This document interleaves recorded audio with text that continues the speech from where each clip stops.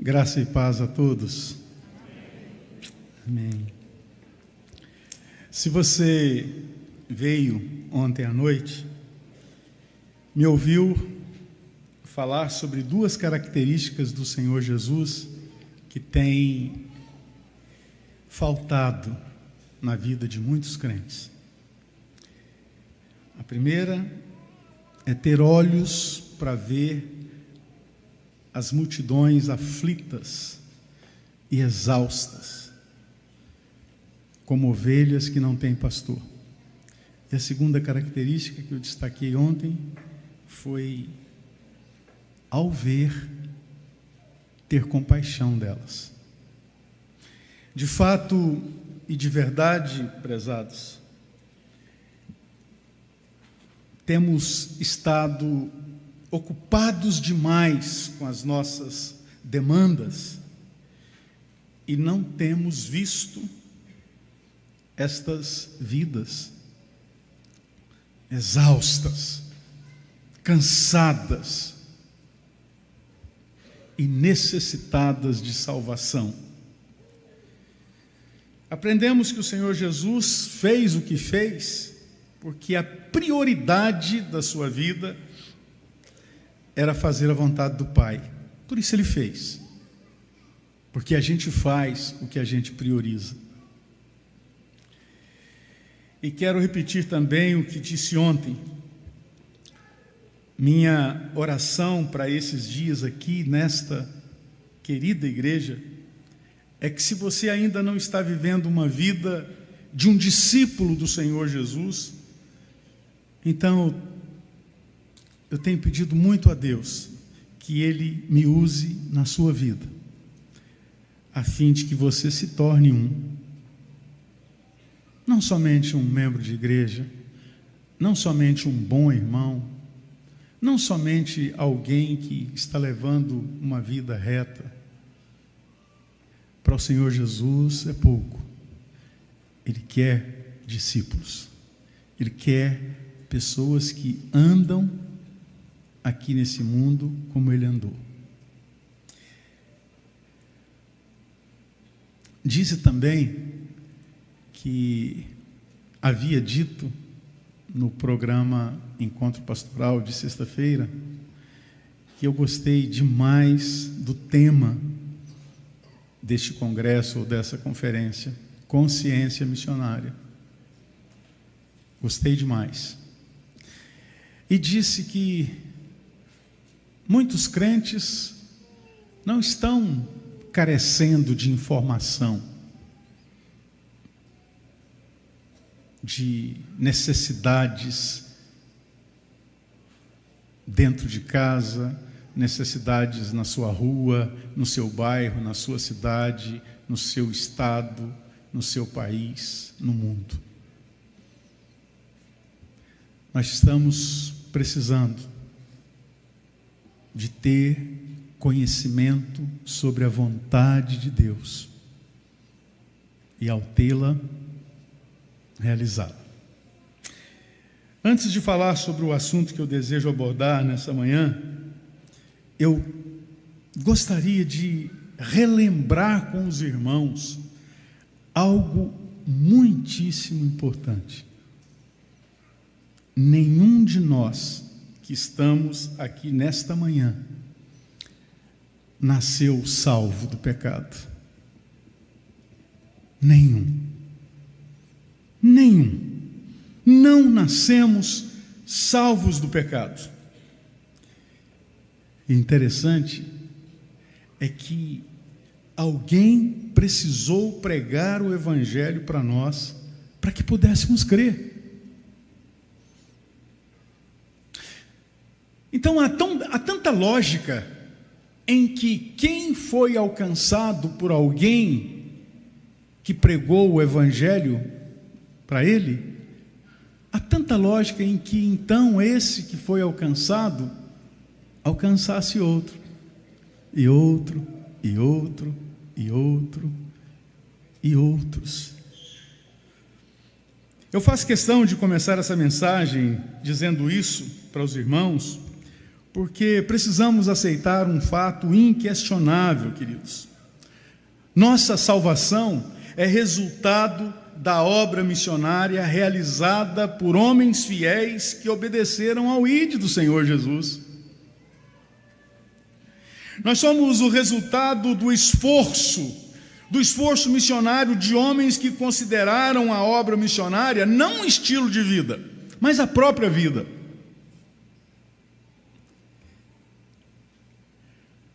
A própria vida. Se os servos do passado não tivessem abandonado tudo e não tivessem vindo pregar o Evangelho para nós. Então nós somos resultado desse esforço desses homens. Este culto lindo que estamos prestando ao nosso Deus, este congresso de missões que estamos realizando, somente está sendo possível porque homens fiéis obedeceram. Homens fiéis obedeceram às exortações da palavra de Deus e saíram por todo o mundo e pregaram o Evangelho. E temos que admitir, queiramos ou não, meus prezados, que a obra missionária tem tudo a ver com as nossas vidas, portanto. Poderá acontecer de muitos crentes passarem suas vidas inteiras sem ter feito nada pela obra missionária. Infelizmente, isso pode acontecer. Mas jamais crente algum poderá dizer que a obra missionária não fez nada por ele. Sim, nós somos o resultado do esforço de homens que obedeceram. Nós somos o resultado do esforço missionário de homens fiéis que renunciaram suas zonas de conforto. Eles rigorosamente abriram mão de muitos privilégios. Muitos privilégios.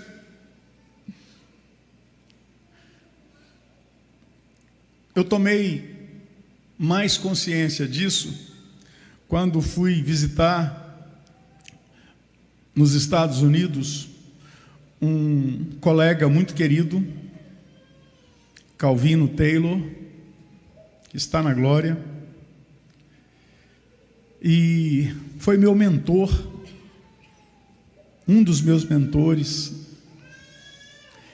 e ele gastou sua vida aqui, trabalhando na tradução da Bíblia para os indígenas. Ele e a sua esposa Gwen, uma das pessoas mais elegantes que eu conheci na vida, e aqui eu não estou falando de elegância de vestimenta e de trajes, não, elegantes no trato, no conversar. Ele tinha sérios problemas físicos, gastou sua vida aqui e retornou por questões de saúde mesmo. Ele retornou depois de décadas trabalhando aqui, e eu fui visitá-lo. E quando eu ainda não tinha ido aos Estados Unidos, isso foi na década de 90, por volta de 2000, e quando eu cheguei lá e vi a estrutura do país, a igreja do Calvino e da Gwen, a estrutura familiar,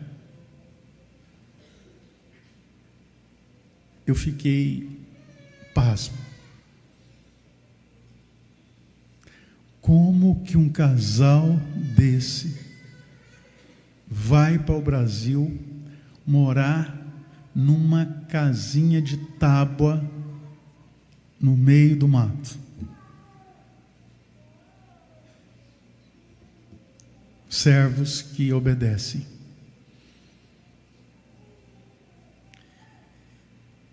Esses homens abriram mão da comunhão com suas igrejas, com suas famílias, do amparo de seus países, e seguiram rumo aos campos que estavam branquejando para serem ceifados. E como eu disse, esse círculo não deveria parar nunca. Esse é o verdadeiro discipulado. Paulo vai falar um pouquinho sobre isso lá para Timóteo: o que de minha parte ouviste, transmite a homens fiéis, que transmitirão a outros homens fiéis. E ele podia estar lá até agora falando, e transmitirão a outros, e transmitirão a outros, porque esse é o verdadeiro discipulado.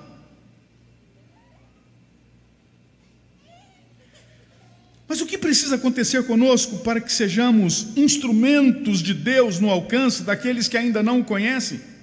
O que precisa acontecer conosco para que sejamos testemunhas fiéis do Senhor para aqueles que estão muito próximos de nós e também para aqueles que estão nos lugares mais longínquos?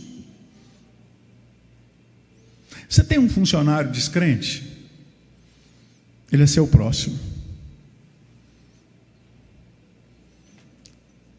Você pode dar a bronca que você quiser nele, que ele merecia, por não fazer um serviço direito, mas você também não pode sonegar o testemunho a ele, a pregação a ele. Precisamos parar de achar que pregar o evangelho é para pastor ou para missionário, ou pregar o evangelho é somente ultrapassando barreiras geográficas, fronteiras, barreiras linguísticas, barreiras culturais. Isso é missões transculturais.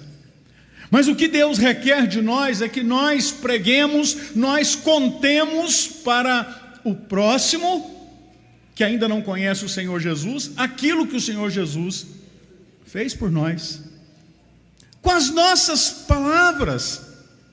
Não precisa mudar a voz, não precisa saber tudo sobre a Bíblia, nada, não.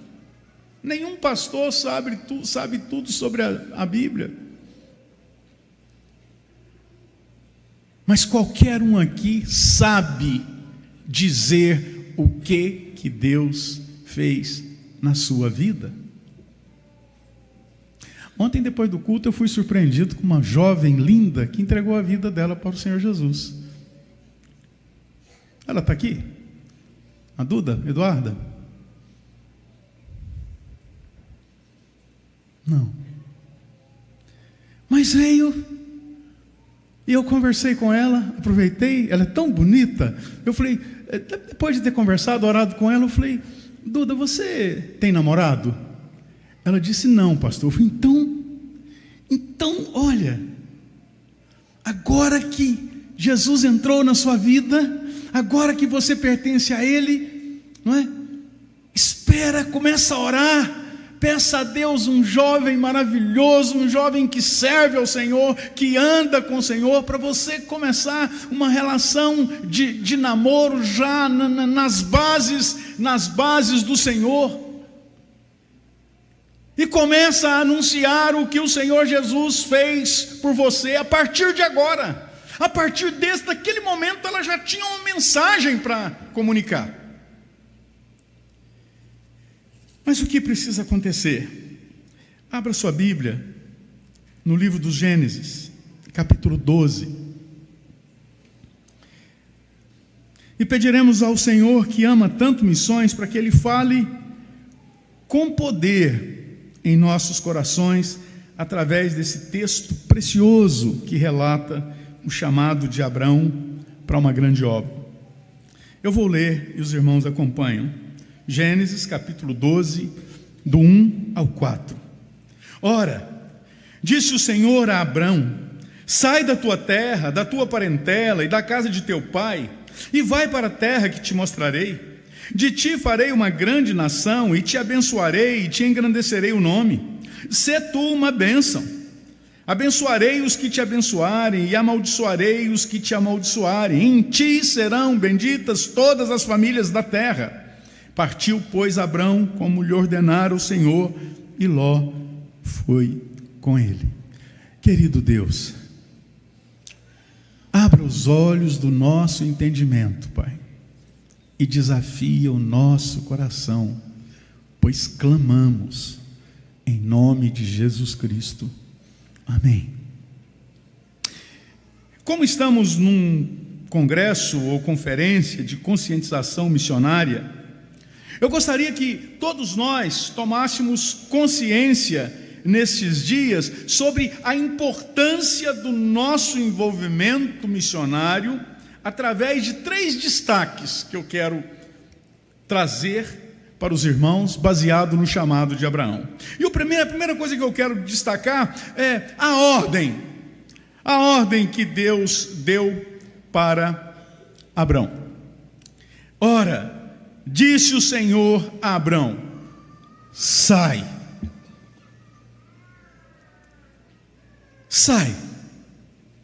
Queridos, para que Abrão pudesse realizar a obra que Deus queria que ele realizasse, era absolutamente necessário que ele cumprisse essa ordem de sair.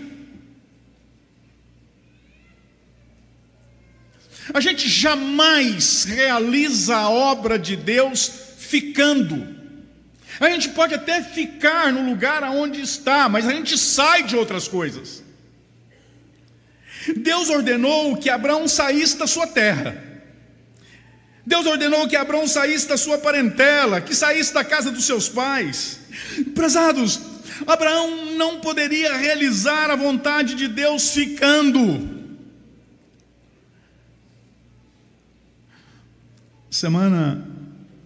Final de semana passado, eu participava de um congresso e não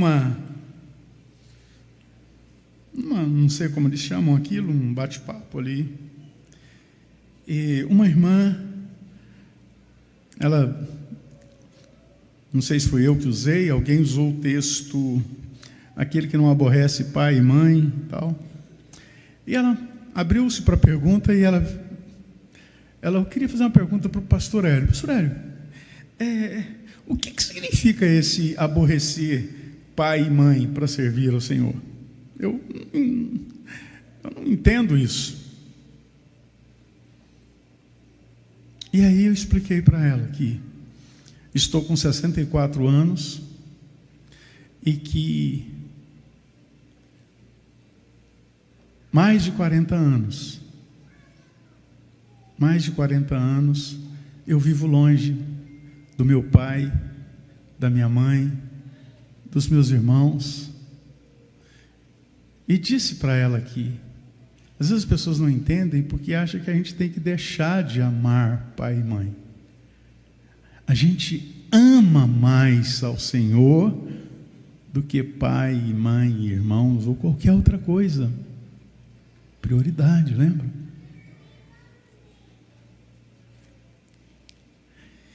E contei também na festa de aniversário da Igreja Batista Pinheirópolis, em Caruaru, pastor Philip Warkindi. Preguei lá e contei para eles sobre o dia em que nós estávamos na tribo indígena e nós tivemos que deixar nossa filha mais velha, a Carol, com 11 para 12 anos, essa faixa. Carol ela cresceu muito rápido, desenvolveu muito rápido e estava muito bonita. Até hoje ela é muito bonita, mas ela estava muito linda e no lugar onde nós estávamos era um risco para ela estar ali. E deixamos a Carol numa estrutura que a Missão Novas Tribos tem, que chama Lar dos Filhos dos Missionários. E a Carol ficou 1 ano lá. E nós a vimos no intervalo desse ano. Para conversarmos com a Carol, era por telefone. Nós tínhamos que sair de um lugar, andar 45 quilômetros para ir num posto telefônico. Os da minha idade, que os jovens nem sabem o que é isso, posto telefônico. Mas íamos num posto telefônico para falar 2 ou 3 minutos com ela. Tudo era muito rápido. Estávamos a quase 3.000 quilômetros de distância. E era duro não ter a Carol conosco. Me lembro que quando fomos levá-la, ela pegou um vestidinho dela e colocou atrás da porta do nosso quarto e falou assim: pai, eu vou deixar esse vestidinho aqui para você sempre se lembrar de mim. Naquela hora, mas quando nós retornamos, eu com um Toyotão cabine dupla, não é um Hilux não, viu? Um Toyotão bandeirante, aquele duro mesmo, parece que está em cima de um bode velho, né? E puxando um reboque, e chegamos na nossa casa, e estou tirando as coisas,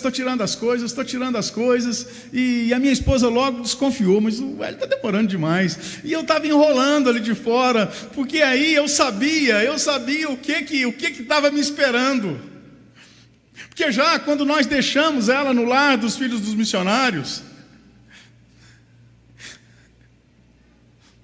foi uma dor tão grande, que deixamos e viramos a esquina, paramos e choramos.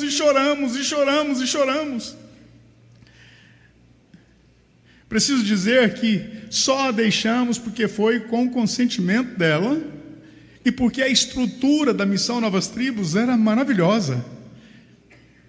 Tinha pais e mães que cuidavam como filhos mesmo, nós não tivemos nenhum problema. E para aqueles que acham que isso pode ser um trauma para a criança, eu queria dizer, existe um dado de que 80% dos filhos dos missionários que tiveram que ficar no lar dos filhos dos missionários para que os pais pudessem trabalhar, 80% desses filhos hoje são missionários. Estão ganhando pessoas, ganhando indígenas para Cristo. Mas finalmente eu não tinha como ficar mais ali de fora, mexendo naquele reboque, e eu entrei no meu quarto e peguei aquele vestidinho, abracei, cheirei. Pense num homem que chorou. Pense num homem que chorou de soluçar. E a abundante graça do Senhor Jesus veio para nós. E aí vinha ondas. Tinha vez que a minha querida, eu pegava ela no maior choro. E eu a consolava, o Senhor me usava na vida dela, e isso foi oscilando. Porque nós, para realizarmos a obra do Senhor, tivemos que sair. Abraão, queridos, não poderia chegar para Deus e dizer assim: ah não, Senhor, eu amo demais o Senhor para que eu saia desse lugar, então, Senhor, eu vou fazer diferente. Eu vou construir um altar aqui para lhe prestar culto 3 vezes no dia. Eu vou fazer isso, tá bom, Senhor? Não estaria bom. Deus não ia aceitar, não ia se satisfazer nisso por um motivo muito simples. Porque a mesma pessoa que estaria dizendo para Deus que o amava, também estava desobedecendo.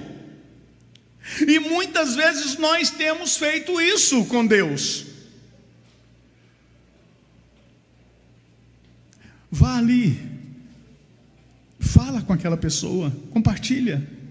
Eu estou permitindo que ele passe na sua frente. Ah não, Senhor, eu vou dar uma oferta na igreja. É muito bom a oferta na igreja.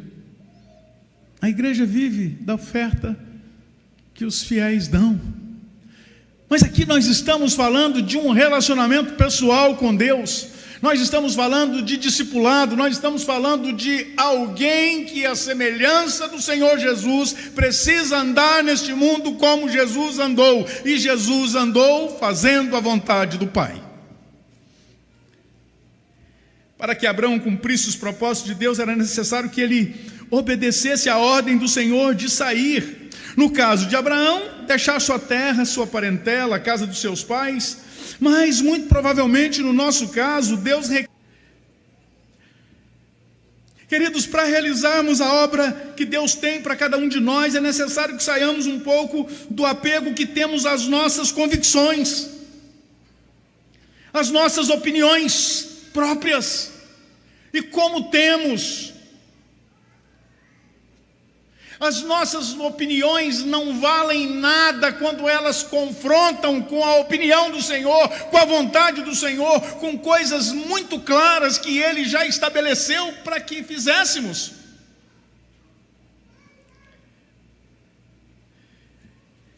É necessário que saiamos um pouco do nosso comodismo, que deixemos o nosso conforto. Queridos, como nós gostamos do aconchego do nosso lar.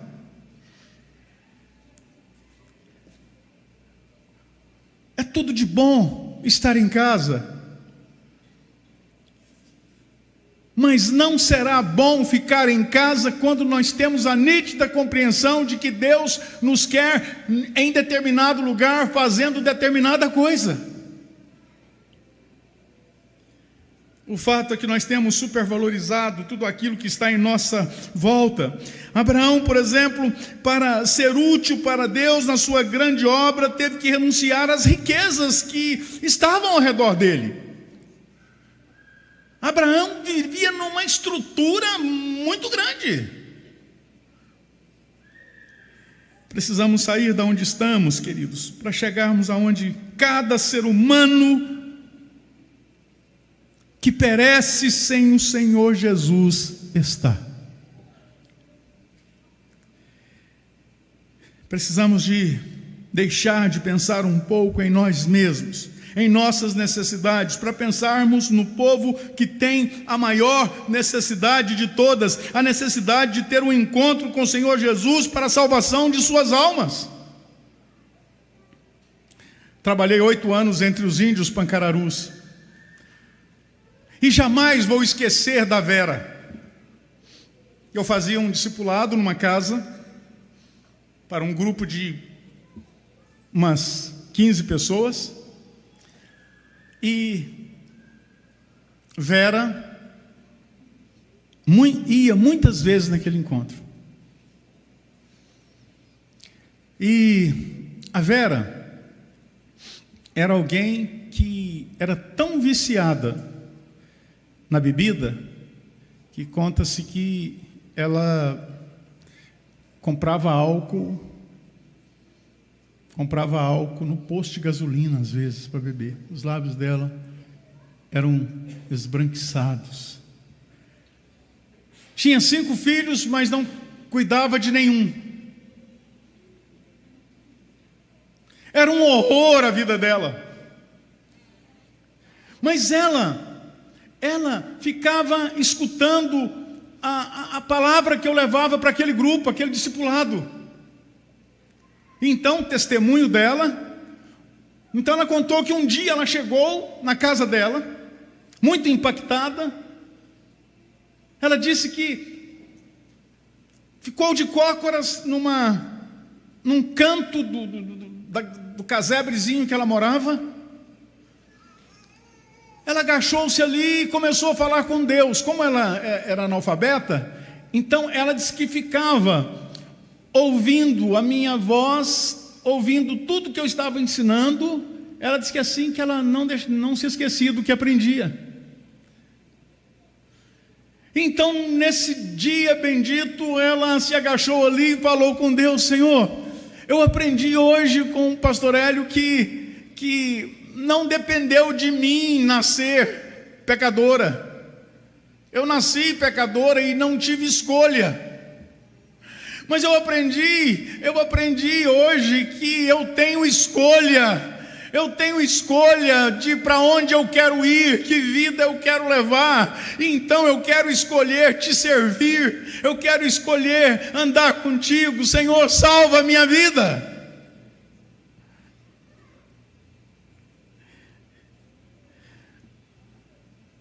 E vocês têm que ver o testemunho dela. Vocês têm que ver. Que coisa linda. Se formos analisar, queridos, nós já temos tudo.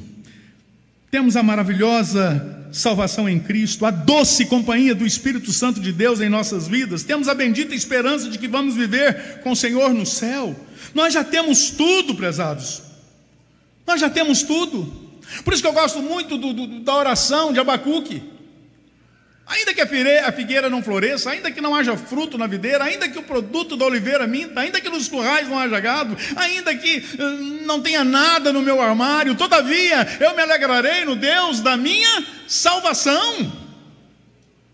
Porque ter a salvação é ter tudo. Por tudo isso nos ordena o Senhor hoje: sai de tudo que impede você de buscar a Deus em primeiro lugar. O segundo destaque, o propósito da saída de Abraão. Ora, disse o Senhor a Abraão: sai da tua terra, da tua parentela e da casa de teu pai, e vai para a terra que te mostrarei. Sê tu uma bênção. Saia para ser uma bênção, Abraão.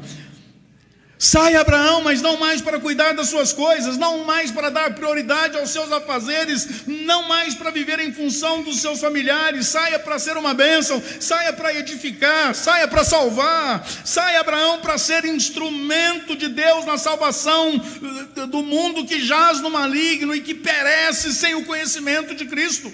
Saia, Abraão, para dar testemunho de uma vida santa, correta, dependente de Deus. Saia, Abraão, para ser uma bênção na vida daqueles que você vai encontrar pelo caminho. Saia, Abraão, para ser um conciliador, um consolador, um anunciador das boas novas. Mas saia,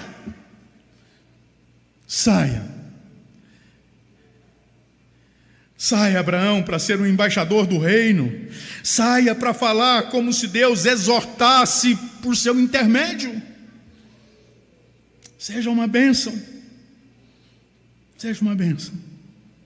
Pastor Clayton Templeton, que foi um dos homens que me desafiaram para a obra missionária, um dos fundadores da missão Novas Tribos do Brasil, aqui no Brasil, trabalhou 50 anos aqui. Ele era muito lindo, cabelo branquinho, um gentleman, tinha uma postura, um doce de pessoa, mas sabia também falar bravo. E um dia ele foi visitar um senador da República lá em Brasília, amigo dele, mas a secretária não o conhecia. E ele chegou lá na secretária e falou: eu quero falar com o senador fulano de tal. E a moça ficou assim, pela aparência dele, né? Sabia, um gringo, aquele sotaque. Mas, senhor, quem é o senhor? Diga-lhe que é o embaixador Clayton Templeton. Só um instantinho. Isso ele contou no testemunho. Só um instantinho, ela foi lá: senador, o embaixador dos Estados Unidos está aqui querendo falar com o senhor. Aí ele falou: mas isso não está na minha agenda. Quem é? É o embaixador Clayton Templeton. Aí o senador deu uma risada. Manda o Cleiton entrar. Embaixador que nada. Aí quando entraram, aquela risaiada toda: senador, eu quero que você saiba que eu falar muito sério. Eu não mentir. Eu não estava mentindo. Eu anunciei aquilo que eu tenho sido no Brasil, durante 50 anos. Eu ser embaixador de Cristo. Quem falou que era o embaixador dos Estados Unidos foi a secretária, né? O terceiro destaque, a promessa de Deus, foi algo incrível. De ti farei uma grande nação, e te abençoarei, e te engrandecerei o nome. Abençoarei os que te abençoarem, e amaldiçoarei os que te amaldiçoarem. Em ti serão benditas todas as famílias da terra. Que coisa incrível, queridos irmãos e amigos. Deus tinha um propósito muitíssimo bem definido ao dar aquele mandamento para Abraão. Deus tinha uma promessa para ele e um resgate para fazer. Deus tinha um resgate para fazer. Simplesmente estava na mente de Deus ter um povo que fosse separado completamente para ele, a fim de salvar o mundo inteiro.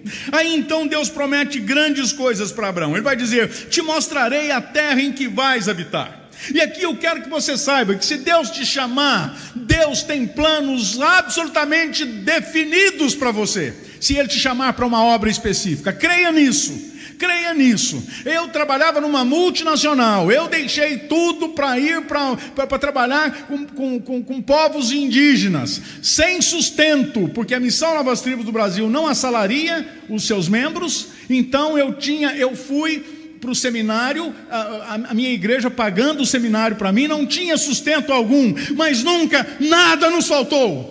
Nada nos faltou. Conheço diversas partes do mundo, e tudo depois que eu me tornei um missionário.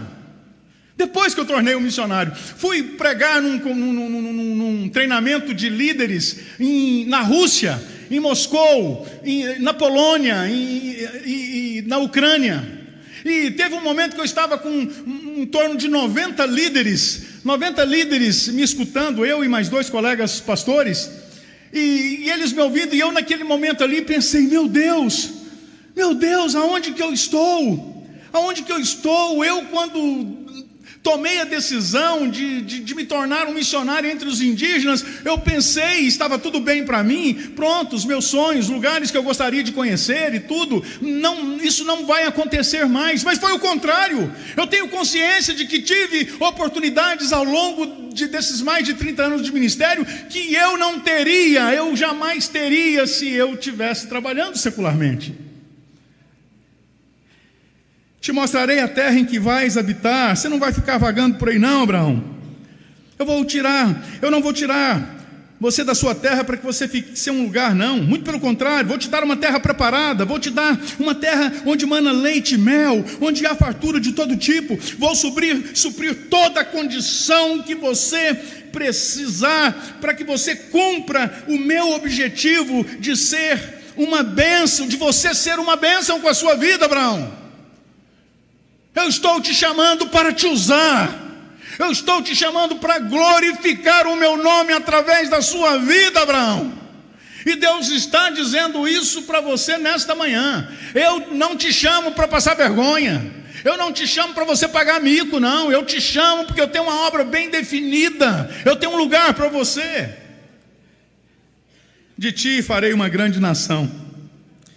Eu vou frutificar de tal maneira a sua vida que farei surgir da sua descendência uma grande nação.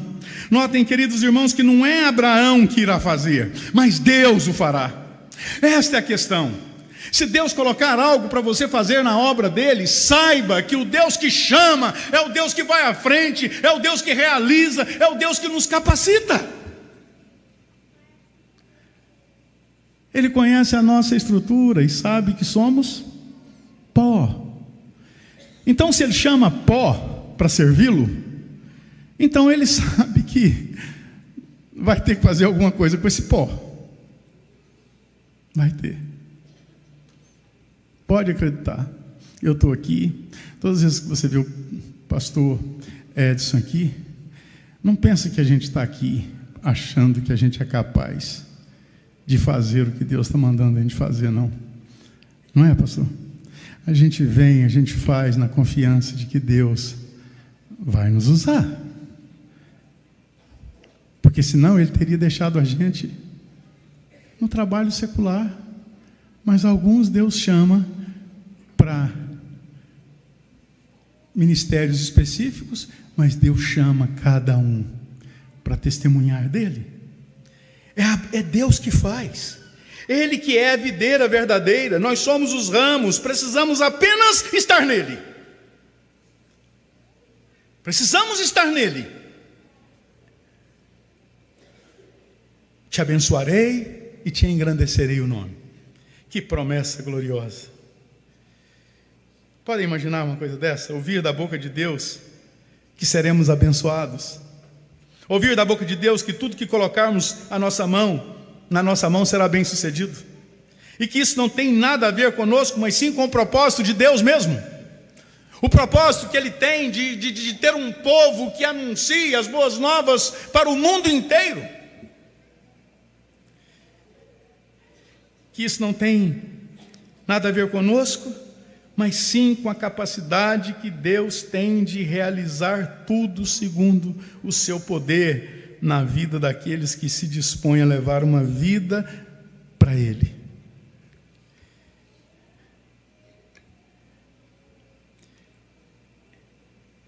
Em ti serão benditas todas as famílias da terra. Pastor, só uma coisinha. O Guilherme disse que encerra às 11, mas eu posso ir até 11h05? Posso? Tranquilo? Não te atrapalha? Posso? Pronto, porque eu tenho uma surpresinha para os irmãos ao final, mas eu não vou mais do que 11h05. Em ti serão benditas todas as famílias da terra. O que Deus com isso tinha em mente ao fazer essa promessa era de que o Salvador, o libertador prometido, viria da descendência de Abraão, prezados. Pensa numa coisa dessa, que grandeza é o poder e a soberania de Deus. Pense no que Deus pode fazer na vida de alguém que se dispõe a servi-lo, o que Deus pode fazer na vida de quem o busca em primeiro lugar. Penso que nunca passava pela cabeça de Abraão a realização de tantas coisas. Pensa nisso. Deus, quando chama Abraão, Deus tinha, um dos propósitos de Deus era que o libertador prometido, o Messias, o Senhor Jesus, viria da descendência de Abraão. Como veio?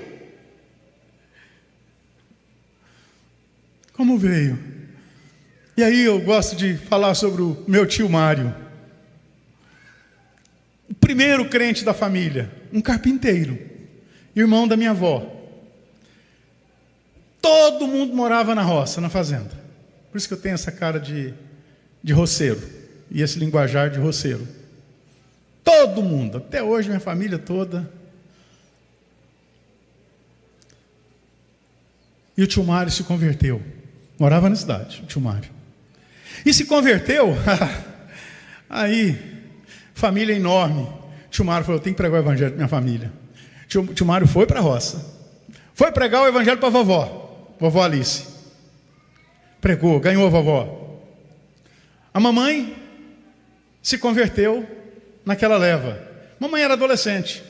O papai se converteu também, porque eles eram primos.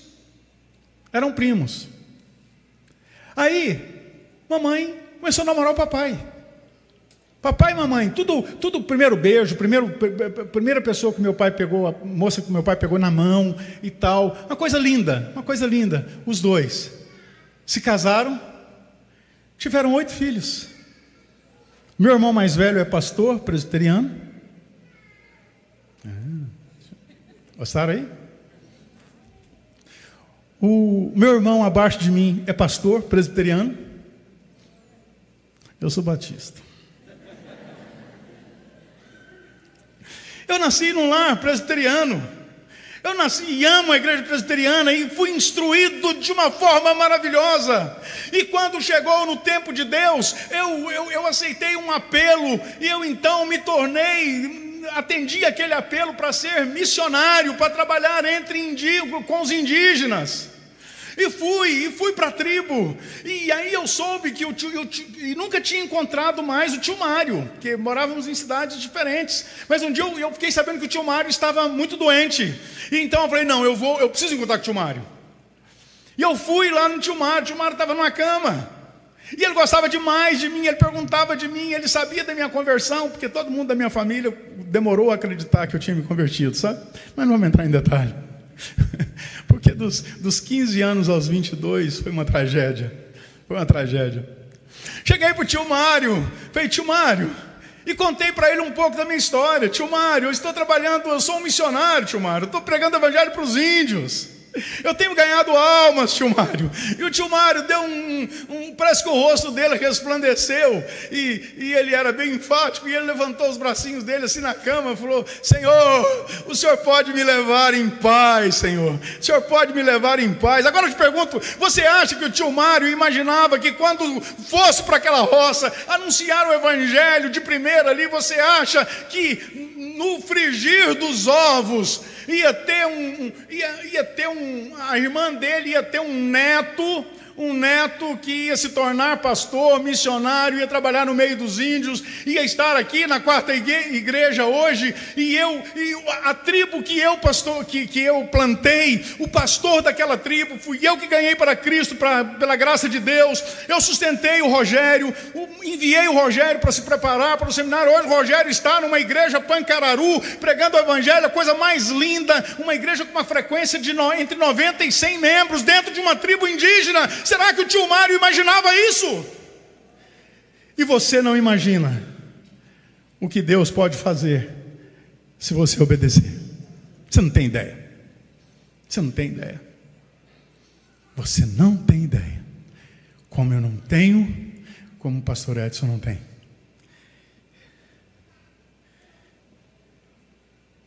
É possível que esteja passando pela cabeça de alguns nesse momento que tudo que acabamos de falar era somente para Abraão, mas não é somente para ele. O que está revelado nas Escrituras é para nós e os nossos filhos também. Por isso que eu quero encerrar essa reflexão lendo um texto da palavra de Deus e quero fazer os mesmos destaques. Calme, eu vou entregar 11:5. Mateus 28, 19 e 20. A grande comissão.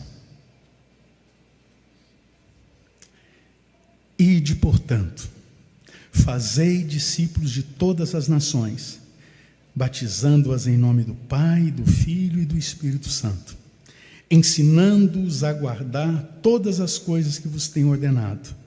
E eis que eu estou convosco todos os dias, até a consumação do século. A ordem que Deus deu: ide por todo o mundo. O propósito: façam discípulos. A promessa: eis que eu estou convosco todos os dias. Todos os dias. E para finalizar mesmo, ontem, quando eu falava sobre um povo aflito e exausto, como ovelhas que não têm pastor, me veio o desejo de proclamar um poema que eu compus há algum tempo. Mas como havia muito pouquinha gente, ouviram? Como havia muito pouquinha gente,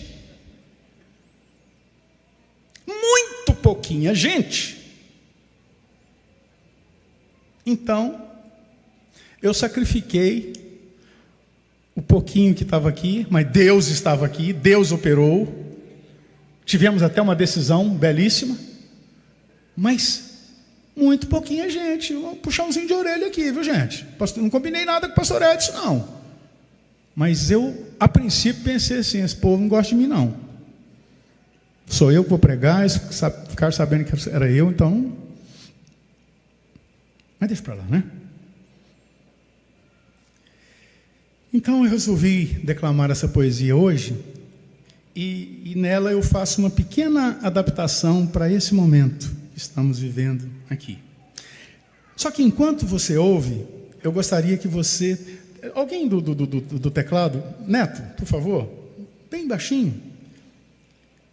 Enquanto você ouve, eu gostaria que você pensasse em você e na possibilidade de você não ter conhecido o Evangelho ainda. Então, eu quero que você medite dessa forma enquanto você ouve.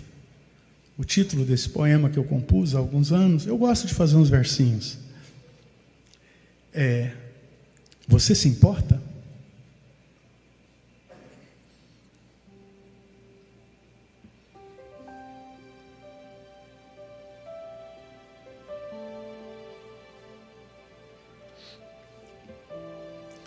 Meus olhos estão tristes, não aguento de dor.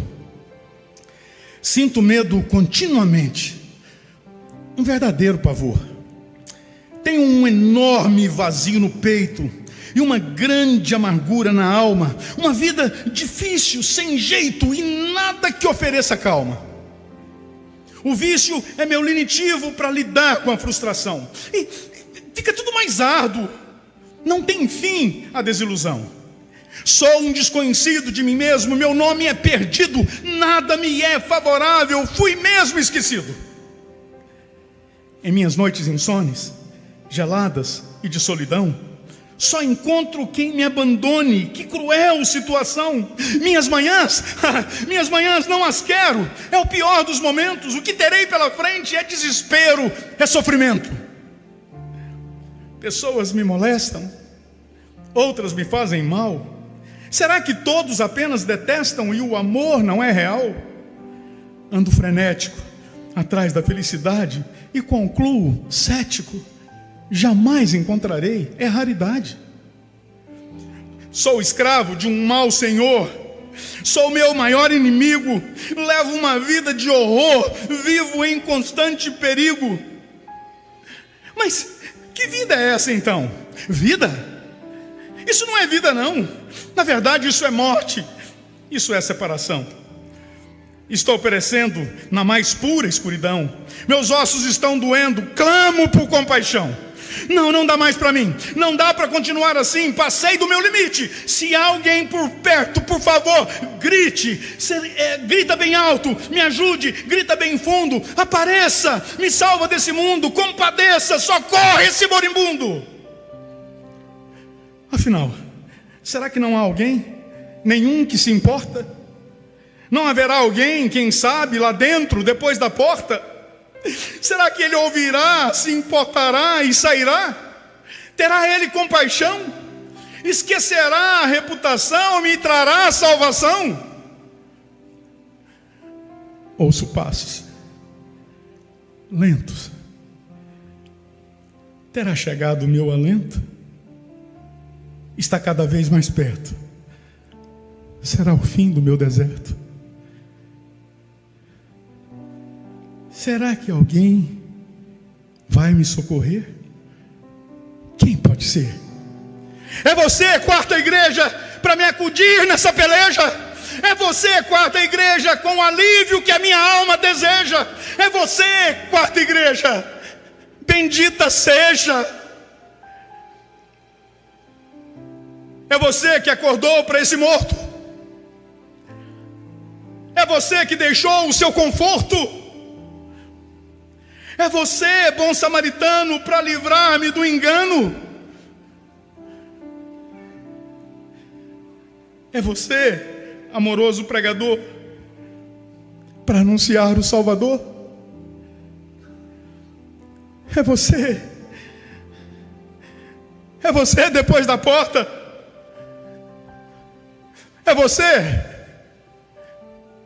É verdade?